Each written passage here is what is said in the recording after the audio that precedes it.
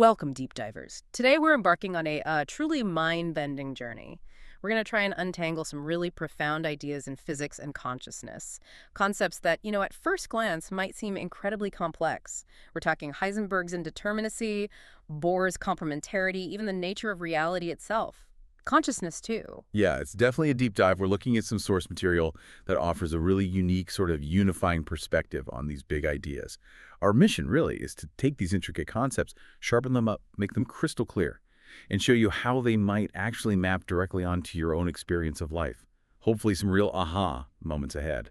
Okay, right, let's unpack this then. We're starting our journey back in 1927 with two absolute giants who laid some serious groundwork in quantum mechanics, Werner Heisenberg and Niels Bohr.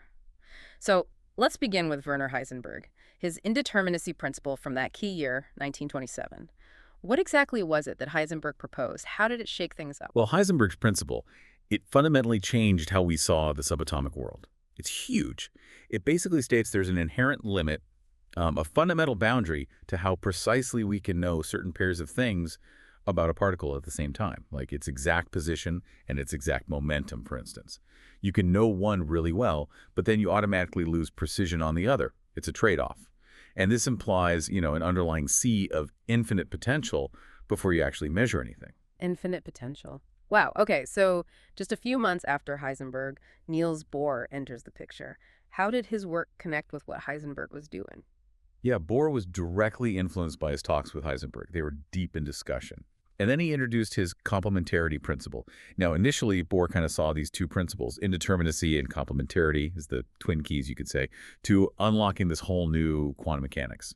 And what's really interesting here, as the sources point out, is that Bohr's idea of complementarity didn't just stay put, it actually evolved, right? What did it become? And why was that evolution so important for quantum mechanics? That's exactly right. It wasn't static. As Bohr developed it, complementarity sort of morphed into the very essence, the heart of what we now call the Copenhagen interpretation of quantum mechanics. And within that interpretation, a really crucial idea surfaced, exclusivity, or you could call it collapse. See, for Bohr, complementarity wasn't just about two things being, related aspects of something. It became about mutually exclusive outcomes, things that fundamentally cannot happen or be observed at the same time. So the standard interpretation, CI, really became centered on this exclusivity, what our sources call one outcome.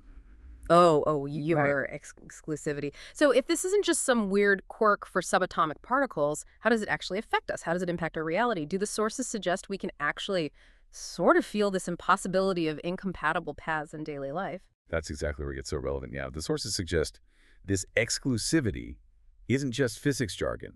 It's the fundamental impossibility of observing or experiencing mutually incompatible paths simultaneously. And Bohr himself, interestingly, recognized that these relations of mutual exclusivity were, in his words, codified by the uncertainty relations.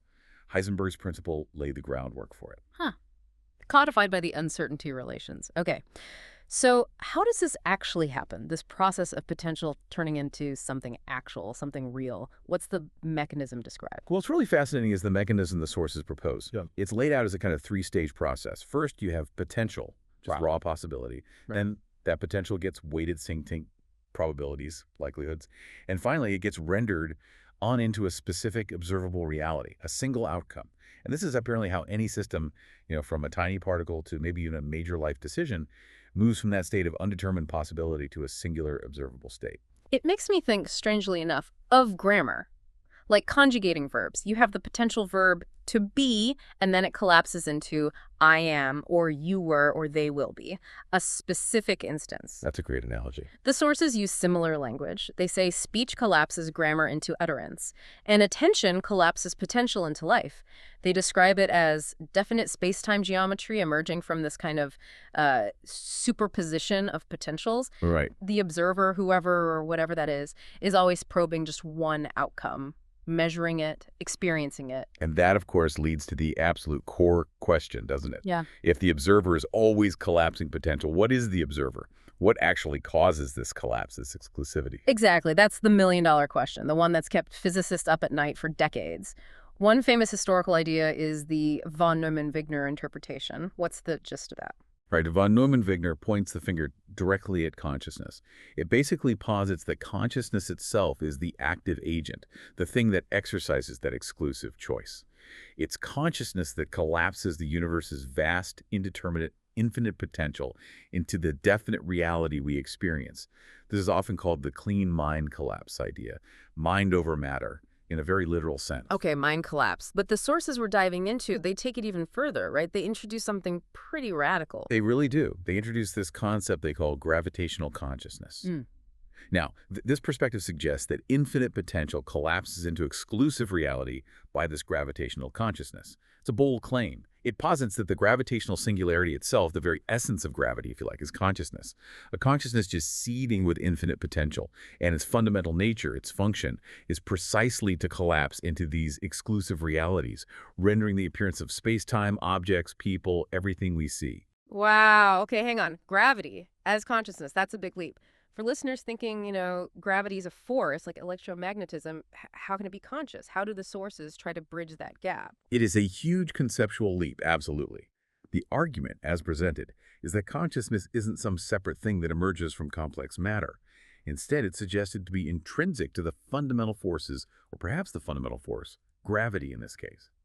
And if you connect this to the bigger picture, this idea of gravitational consciousness offers a potentially elegant explanation for why we experience a smooth, coherent spacetime. Why don't we just see random, chaotic quantum jumps everywhere? Well, this gravitational consciousness doesn't just collapse individual isolated quantum states, it supposedly weaves them together into these coherent geometric narratives, into the flow of experience.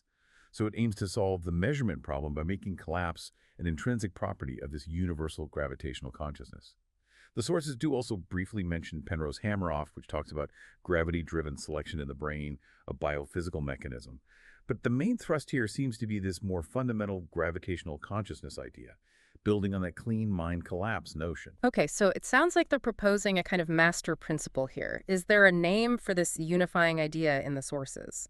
Yes, the material we've been looking at refers to this unifying principle as Unicode, and is proposed as something that can potentially resolve several really deep, long-standing puzzles that have baffled scientists and philosophers for ages. Unicode. Okay, that's a big claim indeed. Saying it unifies diverse fields under just one principle? This is a section from potential to actual. The authors argue it elegantly resolves some major headaches, like the hard problem of consciousness. How does Unicode supposedly tackle that? Well, the argument goes, if gravitational consciousness is fundamental, then the hard problem, how subjective experience arises from physical stuff, kind of dissolves. Because consciousness isn't arising from the physical, it's essentially rendering the physical appearance. Mind isn't emerging from matter, matter is appearing within mind, so to speak. And similarly, the measurement problem, how does observation pick one reality, is addressed because collapse is just what this fundamental consciousness does, naturally, intrinsically. It also aims, they claim, towards quantum gravity unification and offers a kind of phenomenological reframing looking at experience itself. So this reframing, it changes the picture of the observer then. It's not about lots of individual minds doing the collapsing. Exactly. It goes deeper than that. The core idea presented isn't about separate individual observers in the usual sense. It uses phrases like a web of eyes as a single consciousness named you, and suggests everything that appears is a play of light for a void called you, unquote.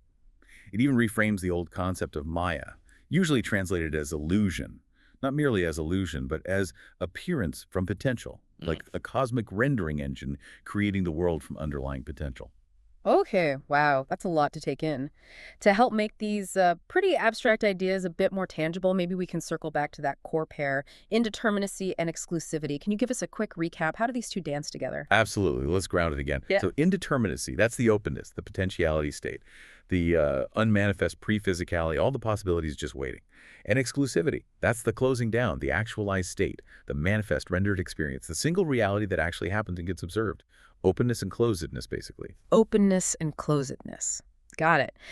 And this brings us to a really key experiment that apparently showcases this dynamic beautifully, the quantum eraser. Many listeners might have heard of the famous double slit experiment. How does the quantum eraser take that a step further? How does it make this exclusivity thing so, well, vivid? Yeah, the quantum eraser is fascinating. It's really a clever evolution of the double slit. Mm-hmm. And it makes what the sources call the impossibility of avoiding the observer's role just hyper-vivid. You can't ignore the observer. So in the basic double slit, particles can act like waves, creating an interference pattern unless you try to detect which slit they go through. If you get that which path information, boom, the interference pattern vanishes. They act like definite particles. The quantum eraser adds another twist. You set it up to get which path information, and the interference disappears, as expected. But then you can choose to erase that information later, after the particle has already passed the slits but before it hits the detector. And if you erase the mark, erase the which path info. The interference pattern comes back. Whoa, so erasing the information restores the wave behavior. Exactly. It forces that exclusive choice. You fundamentally cannot have both at the same time. Definite which path information and the interference pattern that signals wave-like potential. It's one or the other. Yeah. Exclusivity in action. You really can't have both. And crucially, this isn't just some weirdness confined to lab equipment and subatomic particles, is it? How does the material connect this back to us, to our lives? Right. This is where it becomes truly profound, potentially. The sources tie it directly to our experience. They use this beautiful line. We live in an interference cloud of possible paths, but our biography is written in exclusive path choices. Ah, that's good. Think about it, right? You can imagine being in New York City right now, or maybe London or Tokyo. That's the indeterminacy, the interference cloud of possibilities in your mind. But your actual lived reality is one specific location, one exclusive path choice that makes up your biography, your history. It makes the principle feel both deeply scientific and, well, quite existential. Yeah, existential is right. Now, historically, Einstein had big problems with Bohr's complementarity, didn't he? He found it kind of vague, called it a soothing philosophy almost, a bit fuzzy. But these sources, they seem to be doing something different with complementarity, sharpening it. That's exactly the claim. They argue they aren't offering a soothing philosophy, but are recasting complementarity, turning it into almost mathematical bedrock. They explicitly say they're just sharpening Bohr's original intuition, taking it to its logical structural conclusion. So here, complementarity isn't some fuzzy balance. It's presented as a formal structure, a cross. Indeterminacy and exclusivity are described as two orthogonal absolutes, like two lines at perfect right angles, and they beautifully require each other. One can't exist without the other in this framework. A formal cross. Orthogonal absolutes, this is what the sources are calling the Holy Grail synthesis, right? Can you map that out for us? Using the cross image, they use it geometrically, not religiously. Exactly. It's purely structural. Imagine a cross shape, a cruciform, the vertical axis going up and down. That represents indeterminacy. Openness to heaven, you might say metaphorically. Infinity, pure potential, the unmanifest. And the horizontal axis stretching left and right. That represents exclusivity, the earthly plane, actual decision, finite outcome, the manifest reality. Okay, so the vertical is potential, the horizontal is actual. That's precisely. And the center of the cross, the intersection point, that's where infinite potential meets finite outcome, where possibility collapses into actuality. And this isn't just presented as a nice metaphor. It's put forth as a potentially universal two-axis map, a map that describes the fundamental structure of quantum mechanics, of consciousness, and of lived experience. They claim it shows a structural isomorphism, basically, the same underlying shape or pattern across these seemingly totally different domains, physics, mind, maybe even myth, they suggest. It's a unifying pattern. A universal map. Okay, so bringing this all home then, what does this deep dive into indeterminacy and exclusivity, framed by this cruciform structure, actually mean for you listening right now? Well, it's not just abstract physics, is it? If this framework holds, it's describing the fundamental way reality operates, including your reality. It suggests that possibilities, potentials are constantly collapsing into the singular, observed moments that make up your life, the actualities. Yeah, it really prompts you to think differently, doesn't it? To consider how your own awareness, your own attention maybe, is constantly involved in this process, selecting, collapsing potential states into the specific things you perceive, the thoughts you have, the actions you take. Absolutely. It shifts the whole understanding of reality. It's less like watching a predetermined movie on a fixed track, and more like being involved in an ongoing process of selection from potential to actual, moment by moment. So maybe a final thought to leave everyone with. If we really do live in that interference cloud of possible paths, and if our biography, our life story, is indeed written in exclusive path choices, what does that really imply about the very next choice you make, the next moment you actualize?